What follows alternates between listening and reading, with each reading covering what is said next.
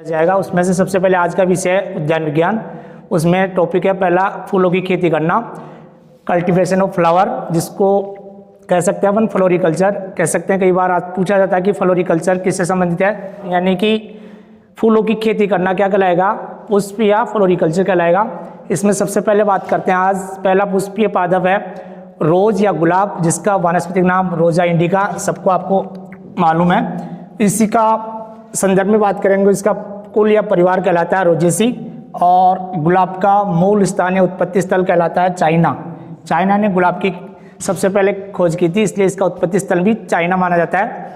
इसके बाद बात करते हैं गुलाब की प्रजातियां। तो गुलाब की प्रजातियों को दो भागों में या दो वर्गों में विभाजित किया गया है। सबसे पहले बात करेंगे जंगली गुलाब। जंगली गुलाब वो गुलाब होता है जिसकी खेती न करके गुलाब अपने आप ही उगाता है, उन प्रजातियों को कहते हैं जंगली प्रजातियां। सबसे पहले बात करते हैं रोजा मोसाटा, इसको जंगली गुलाब की प्रजाति में रखा गया है। दूसरी प्रजाति है रोजा फोइटिडा, इसको भी जंगली गुलाब कह सकते हैं आप। तीसरी प्रजाति है रोजा माइक्रोफिला, और चौथी लास्ट प्रजाति है रोजा क्लिनोफिला। ये चार ऐसी प्रजातियां हैं जो गुलाब की जंगली प्रजातियां कहलाती है। इसको आपको इस तरह से याद करना है कि कौन सी जाति जंगली गुलाब की और कौन सी प्रजाति खेती योग्य या खेती गुलाब की कहलाती है।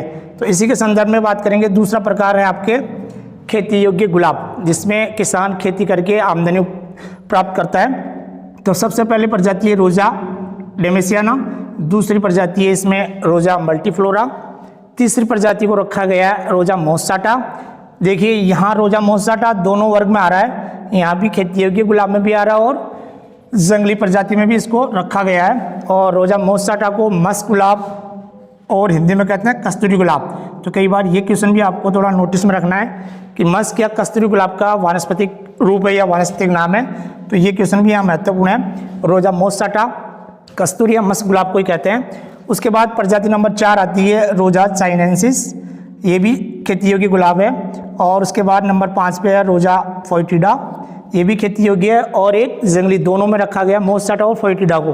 तो आपको ये भी ध्यान में रखना कि कौन कौन सी प्रजातियाँ दोनों वर्ग में आती है, खेती योग्य और जंगली गुलाब में। तो ये रोजा फोइटिडा और रोजा मोसाटा जंगली भी कहलाती है और खेती योग्य गुलाब प्रजाति भी कहलाती है। इसके बाद बात करते हैं रोजा विचूरियाना, ये भी गुलाब की खेती योग्य प्रजाति है। और एक है आपके रोजा इंडिका, जिसको आप देसी गुलाब के नाम से जाना जाता है, या कह सकते हैं बारहमासी गुलाब, या कह सकते हैं लाल गुलाब जो रेड रोज के नाम से जाना जाता है, वो रोजा इंडिका प्रजाति कहलाती है। और ये सबसे ज़्यादा प्रसिद्ध है, पॉपुलर है, सबसे ज़्यादा लाल गुलाब के रूप में इसी का उपयोग किया जाता है।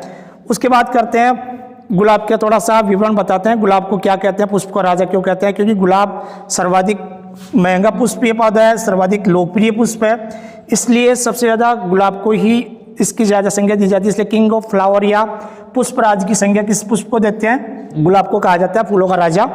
और उसके बाद बात करते हैं तो गुलाब की खेती सर्वाधिक भारत में की जाती है, और भारत में भी एक राज्य है महाराष्ट्र, उसके बाद तमिलनाडु, यहाँ सबसे ज़्यादा गुलाब की खेती होती है। तो एक क्वेश्चन आपको ये भी देखना कि सर्वाधिक भारत में खेती गुलाब की कहाँ की जाती है, महाराष्ट्र में, या गुलाब की सर्वाधिक क्षेत्रफल में खेती कहाँ की जाती है, भारत में। तो ये भी आपको थोड़ा देखना है। उसके बाद क्वेश्चन बनता है कि गुलाब इत्र की खोज किसने की थी, तो इसका श्रेय या इसके जो खोज करता है वो बेगम नूरजहाँ है, इसने गुलाब के इत्र की खोज की थी। उसके बाद बात करते हैं चेती गुलाब, इसका सबसे ज़्यादा इस प्रजाति का प्रयोग करते हैं इत्र निर्माण में, जो काफ़ी सुगंधित होती है, सर्वोत्तम प्रजाति है गुलाब निर्माण के लिए, या कह सकते हैं गुलाब की प्रजाति ऐसी है जिससे इत्र ज़्यादा निर्माण होता है। और इसकी राजस्थान में खेती, आपको ये भी पता होना चाहिए चेती गुलाब की राजस्थान में खेती कहाँ की जाती है। अपने राजस्थान में उदयपुर और नाथद्वारा ऐसे जगह हैं जहाँ गुलाब की खेती चेती गुलाब के रूप में की जाती है। यहाँ भी नाथद्वारा में एक स्थान है खमनोर की घाटियाँ, ये काफ़ी फेमस जगह है जहाँ इन घाटियों में चेती गुलाब की खेती की जाती है राजस्थान में। उसके बाद बात करते हैं रेड रोज या लाल गुलाब, जिसकी खेती राजस्थान के अजमेर जिले के पुष्कर क्षेत्र में सर्वाधिक क्षेत्र में की जाती है, और ये व्यावसायिक स्तर पर इसकी खेती करते हैं रेड गुलाब की राजस्थान के पुष्कर में। उसके बाद करते हैं गुलाब से, देखो गुलकंद एक तो, दूसरा इत्र और तीसरा गुलाब जल, ये तीन ऐसे उत्पाद है जो इसके परिरक्षित पदार्थ कहलाते हैं। कह सकते हैं कि गुलाब से परिरक्षित उत्पाद कौन सा है, गुलकंद जो पान में मीठापन के लिए यूज करते हैं, इत्र आप सबको जानते हैं, गुलाब जल ये भी आप जानते हैं सब। इसके बाद आता है गुलाब की खेती के लिए मर्दा का पीएच मान। तो सामान्य खेती के लिए 6 से 7 पीएच रखते हैं और बाकी अलग अलग प्रजातियों के लिए मर्दा का पीएच मान अलग अलग भी माना जाता है। और गुलाब एक ऐसा पुष्पीय पौधा है जो बहुवर्षीय पौधा कहलाता है, क्योंकि ये एक साल उगाने के बाद कई सालों तक क्या करता है, बराबर या लगातार पुष्प उत्पादन करता है। इसलिए क्वेश्चन ये भी बनता है कि गुलाब बहुवर्षीय पुष्पीय अलंकृत पौधा कौन सा है। तो गुलाब, उसमें गेंदा हो सकता है कि उसमें ग्लेडियस भी आ जाए, गुलदाउदी भी आ जाए। तो सबसे ज़्यादा बहुवर्षीय पौधा होता है, एक बार लगाने के बाद बार बार पुष्प इससे प्राप्त होता है। इसी के संदर्भ में आगे बात करते हैं गुलाब के प्रमुख वर्ग, जिसमें से सबसे पहले आपको इनके वर्ग प्रजातियों के बारे में, इनके बारे में अध्ययन किया जाएगा। तो सबसे पहले बात करते हैं गुलाब के प्रमुख वर्ग, कौन कौन से वर्ग या क्लास में बांटा गया गुलाब को। तो पहली बात है, इसमें पहला नंबर 1 आता है हाइब्रिड टी रोज। सब जानते हैं हाइब्रिड टी रोज विश्व में सबसे प्रसिद्ध प्रजाति है गुलाब की। और इसमें भी आपको ये याद रखना कि सुपरस्टार, ये गुलाब शंकर गुलाब की प्रजाति है जो सर्वाधिक उपयोगी है, सर्वाधिक प्रचलित है। यहाँ भी कई बार क्वेश्चन बनता है कि विश्व की सबसे अधिक प्रसिद्ध शंकर गुलाब की या शंकर गुलाब की कौन सी प्रजाति है, हाइब्रिड टी रोज, फ्लोरिबंडा, पोलोरियंता या मिनिएचर गुलाब, ऐसे ऑप्शन में आपको मिलेगा क्वेश्चन। तो यहाँ दूसरी बात करते हैं फ्लोरिबंडा। फ्लोरिबंडा गुलाब की दूसरी प्रजाति है जिसमें ये पोलियंता और हाइब्रिड टी रोज के संकरण से विकसित की गई है। ये क्वेश्चन आपको ये भी ध्यान रखना कि फ्लोरिबंडा किसका संकरण है। तो आपको ये पोलियंता और हाइब्रिड टी रोज का संकरण माना जाता है, इससे ये उत्पत्ति हुई है, जिसको फ्लोरिबंडा कह सकते हैं। दूसरी बात करते हैं फ्लोरिबंडा पुष्प अधिक गुच्छों में बनते हैं लेकिन कम सुगंधित होते हैं। इनमें जो सुगंधित होता है, सुगंध कह सकते हैं, वो कम पाया जाता है। और इसकी प्रजाति है मॉर्निंग सन। एक एक प्रजाति भी आपको याद रखना है कि फ्लोरिबंडा की कौन सी प्रजाति है जिसमें पुष्प अधिक व गुच्छों में बनते हैं लेकिन कम सुगंधित होते हैं। उसके बाद बात करते हैं तीसरी प्रजाति पोलियंथा। पोलियंथा में बात करें तो पहली बात है फूलों का आकार सबसे छोटा होता है, इस प्रजाति के फूलों का आकार सबसे छोटा होता है। दूसरी बात, इसमें पुष्प गुच्छों में लगते हैं। आप देखो यहाँ और ऊपर वाली फ्लोरिबंडा में 2 समानता है, वहाँ पुष्प अधिक और गुच्छों में बनते हैं, यहाँ फूलों का आकार छोटा हुआ पुष्प गुच्छों में बनता है। तो ये भी एक क्वेश्चन बन सकता है आपको ये कंफ्यूज करने के लिए कि पुष्पों का आकार छोटा है, पुष्प गुच्छों में बनते हैं, किस प्रजाति की विशेषता है, किस प्रजाति में बनते हैं। इसकी प्रजाति का नाम है स्वाति। ये आपको याद रखना है कि गुलाब की कौन सी प्रजाति है जिसमें पुष्पों का आकार छोटा है तथा गुच्छों में बनते हैं, वो स्वाति प्रजाति है। इसके बाद बात करते हैं नंबर 4 वर्ग में। नंबर 4 क्लास है मिनिएचर गुलाब। मिनिएचर का मतलब है, नाम से ही पता चलता है कि छोटा गुलाब कह सकते हैं, या बेबी गुलाब या बेबी रोज या कह सकते हैं लघु गुलाब। इसको इन 2 नामों से संबोधित किया जाता है। मिनिएचर गुलाब को बेबी रोज या लघु गुलाब के नाम से जाना जाता है। ये प्रजाति सबसे ज़्यादा गमलों में उगाने के लिए उपयोगी है, क्योंकि छोटी प्रजाति है तो ये आसानी से गमलों में उगा सकते हैं, इसको लगा सकते हैं। और इसके लिए आपको सबसे बेस्ट जो प्रजाति है गोल्ड स्टार मानी जाती है, और ये गोल्ड स्टार मिनिएचर गुलाब की प्रजाति है जो गमलों में लगाने के लिए सबसे अधिक उपयोगी मानी जाती है। नंबर आता है 5 नंबर पे लता गुलाब, जिसको आप इंग्लिश में या अंग्रेजी में कह सकते हैं क्लाइंबर रोज। लता के रूप में ये गुलाब के पौधे बढ़ते हैं। इनमें से 2 ऐसी प्रजातियाँ फ्लोरिबंडा और टी रोज। ये ऐसी प्रजातियाँ हैं जिनकी शाखाएं लता के समान वृद्धि करती है, इसलिए इसे लता या क्लाइंबर रोज के नाम से जाना जाता है। और इसकी प्रमुख प्रजाति है लाल किला। उसके बाद नंबर 5 के बाद आता है नंबर 6 मानक गुलाब, जिसको आप स्टैंडर्ड रोज के नाम से जाना जाता है। अब स्टैंडर्ड रोज किसे कहते हैं ये भी आपको थोड़ा पता होना चाहिए। गुलाब की किसी भी प्रजाति को टी क्लिकाइन विधि द्वारा ट्रेंड या तैयार किया जाता है, उसे मानक या स्टैंडर्ड रोज कहा जाता है। ये भी एक परिभाषा के रूप में पूछा जा सकता है कि मानक गुलाब किसे कहते हैं, या टी क्लिकाइन विधि द्वारा तैयार गुलाब की प्रजाति को कहते हैं। तो मानक गुलाब आपका इसका सही ऑप्शन मिलेगा आपको। उसके बाद बात करते हैं गुलाब की खेती। तो गुलाब की खेती के लिए सबसे पहले आता है जलवायु। जलवायु में गुलाब शीतोष्ण यानी कि शीत और उष्ण यानी गर्म, इन दोनों जलवायु में इनकी खेती की जाती है। ये दोनों जलवायु इसके लिए उपयुक्त रहती है। उसके बाद आती है फ्लोरिबंडा और हाइब्रिड टी रोज प्रजातियों के लिए मर्दा का पीएच मान की बात करें तो ये इन दोनों प्रजातियों के लिए मर्दा का पीएच मान 6 से 7.5 यानी कह सकते हैं उदासीन, लगभग उदासीन पीएच मान आवश्यक होता है। इन्हीं उदासीन मर्दाओं में इनकी खेती आसानी से की जा सकती है। उसके बाद चैती गुलाब के लिए बात करें मर्दा का पीएच मान, तो इसमें भी 9.0 आवश्यक होता है, यानी कि इसमें थोड़ा सा आपको ये देखना कि किस प्रजाति के लिए कितना मर्दा पीएच मान वेरी करता है वो आपको पता होना चाहिए कि चैती गुलाब के लिए अलग है, फ्लोरिबंडा हाइब्रिड टी रोज की अलग है, सामान्य गुलाब के लिए अलग पीएच मान पूछा जाता है। जो प्रजाति पूछा जाए उसी का ही पीएच मान आपको उसमें याद रखना है। तो चैती गुलाब के लिए मर्दा का पीएच मान 9 आवश्यक होता है। उसके बाद करते हैं प्रवर्धन की बात। तो प्रवर्धन में गुलाब में प्रसारण की विधियाँ, सबसे पहली विधि है बीज बाई सेट द्वारा, बाई कटेज यानी कलम द्वारा, लेयरिंग यानी दाब कलम, और कलिकाइन यानी कलिकाइन विधियां जो बडिंग विधि कहलाती है इंग्लिश में। इन विधियों द्वारा गुलाब में प्रसारण होता है। लेकिन ये तो एक सामान्य विधियों के रूप में पूछा जाता है गुलाब में प्रसारण की विधि है। यह पूछा जाता है गुलाब में कलम और कलिकाइन कौन सी विधि है, व्यावसायिक प्रवर्धन की विधि पूछा जाएगा तो आपको कलम और कलिकाइन ये आंसर देना है। अब यहाँ एक याद रखना आपको कि कलम 4 प्रकार की होती है, तना कलम होती है, पत्ती कलम होती है, जड़ कलम होती है और एक शाखा कलम होती है। तो कलम में कौन सा प्रकार आपको याद रखना है, तो यहाँ तना कलम आपको याद रखना है कि गुलाब में तना कलम द्वारा व्यावसायिक प्रसारण किया जाता है। और कलिकाइन की बात करें तो कलिकाइन के भी अलग अलग प्रकार होते हैं, टी कलिकाइन है, एच कलिकाइन है और आपके आई कलिकाइन है।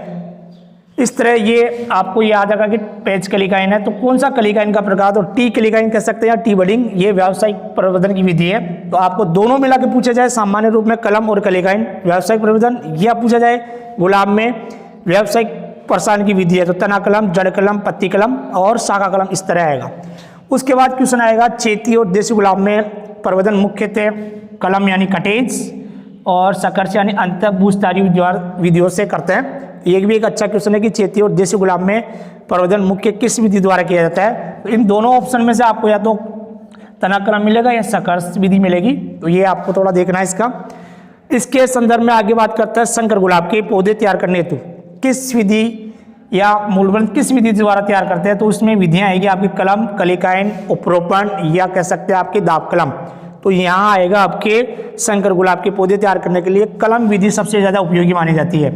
कलम विधि द्वारा ही मूलबंध तैयार करते हैं संकर गुलाब के पौधे तैयार करने हेतु।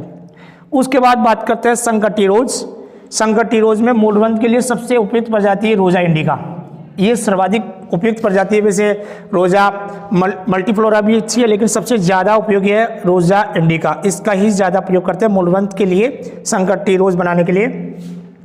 उसके बाद बात करते हैं गुलाब की कुछ क्रियाएं होती है गुलाब में, क्योंकि बिना क्रियाओं के गुलाब में उत्पादन भी नहीं होता है, पौधे की वृद्धि नहीं हो पाती है।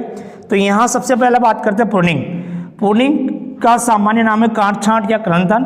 क्रंथन वह क्रिया है जो पौधों को आकार और स्वरूप या उत्पादन बढ़ाने के लिए, उनको पुष्प उत्पादन बढ़ाने के लिए जो उनकी काट छांट की जाती है या उनको आकार स्वरूप दिया जाता है, उस क्रिया को कहते हैं काट छांट या क्रंथन। और ये गुलाब की एक महत्वपूर्ण क्रिया है क्योंकि प्रतिवर्ष गुलाब में नई शाखाओं पे कली खिलती है और उन शाखाओं को बार बार कर्तन या काट छांट करने से गुलाब में अच्छा उत्पादन मिलता है पुष्प का।